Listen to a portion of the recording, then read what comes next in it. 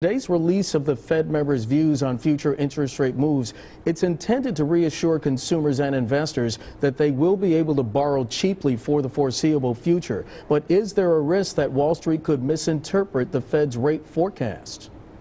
Well, that's clearly what the dissenters are the most concerned about, is that the Fed's guidance is more of a promise than an actual guidance, and the moral hazard that may be implicit with that. This came up, and I think Bob wrote a good piece on this. This came up during the Greenspan years when they're moving a quarter point at literally every meeting, and Wall Street could just go ahead and plug that into a spreadsheet and see what it meant. That's a concern. I think that concern is somewhat mitigated by, you look into transparency. It also means sort of seeing how the sausage is made, and the fact that we know 3 participants actually are ready to tighten by the end of 2012, and another 2 are not thinking until 2016. That lays out the spectrum of uncertainty. Now, it gives a question: do you want to know how the sausage is made, because it's messy, or maybe you should, because it's more healthy to know what goes inside? Bob Eisenbeis, is this a question of transparency is not necessarily a good thing?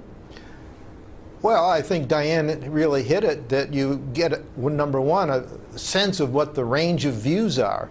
I mean, the range of views are one thing, but again, I come back to my point about you really need to know what the range of views are among those who are voting, because they're the ones who are going to determine the true path for the rates that will be followed over the year that they're voting.